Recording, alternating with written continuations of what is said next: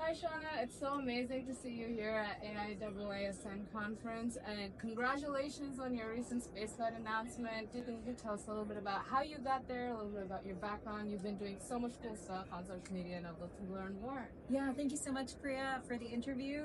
This is really a dream come true. I think lots of people who follow me on social media know that this is the fruition of a lifelong dream. I was a kid who watched Canada's first astronaut, Dr. Roberta Bondar, go to space and realized that, hey, we can do that as Canadian women, and thought that to be an astronaut, I just needed to do what she did. So become a neuroscientist, a physician, and then an astronaut. And for the longest time, I was a neuroscientist and a physician. And as of last month, our research spaceflight, as you know, through our research institution, the International Institute for Astronautical Sciences, was announced as AAISO2, so we will be flying to space with Virgin Galactic on an all-research flight as early as 2026 with the new class of Delta spacecraft. That just sounds so surreal to hear. I feel so happy. That is so incredible. Do you think you could talk a little bit about your journey and challenges that you had to overcome in order to get there, especially as a woman in the space industry? Yeah, totally. I think when I talk to women now that I'm at this stage of my career, there's a couple of mindsets, and for me, I was always of the mindset that this is what I want to do. I never thought about, hey, I'm the only one in the room who looks like me, I'm the youngest, or I'm the only this or that.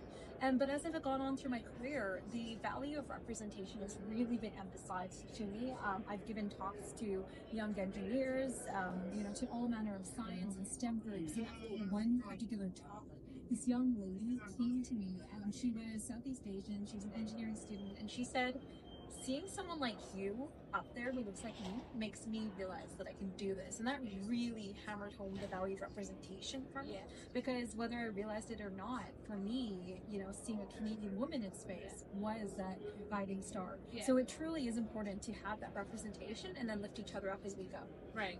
I see you always doing so many things and balancing so many things, but always having so much energy and passion while doing all of it. Do you think you could give us some advice on how you do it all? What's your magic secret sauce? Yeah, my magic secret sauce is caffeine. Okay. But more seriously, it's loving what I do and being surrounded by good people. I mean, the teams that I work with, both at the Astronautics Institute, in medicine and science, they're just incredible. And people, who I hold dear as friends and family, they're the ones who will take me, aside and give me a reality check and say, hey, you're doing too much, dial it down a notch. So being surrounded by good, honest people is really critical. And then, just making sure that, you're always having that self-check of, give yourself that honest talk that I don't always need to do everything in the same 24-hour period. There is a season for everything. And, just as if you're a star athlete, you're not, even if you're on 4 different teams, you're not training for basketball, volleyball, field hockey, lacrosse in the same season.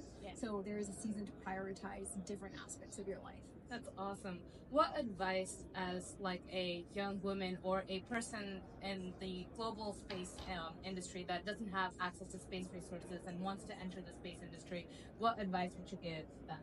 Yeah, that's a great question. So first of all, seek out opportunities. That can be through conferences, that can be through campus groups, student groups, and where there aren't those opportunities, create them. So for example, when I was entering medical school, I just graduated from the International Space University, finished my master's in space studies, and came back to med school, just bitten by the space medicine bug, and there were no avenues to pursue that. So I created the Space Medicine and Extreme Medicine Club, and you just kind of fostered that interest. And then conferences are a great way to network, find out what areas of the space and space flight that you're interested in.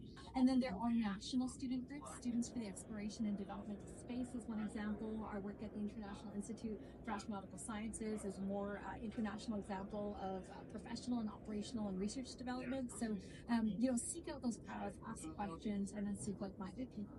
That's awesome. I love how you talked about starting your own club, and it's important to sort of realize when an opportunity doesn't knock on your door, it's important to create that door for yourself. And it's also important to have mentors and a good support system to surround yourself with. And thank you for being such a role model and mentor for so many students. It's great having you. Thank you so much for having me. It's been my pleasure, and I'm really excited to what comes next.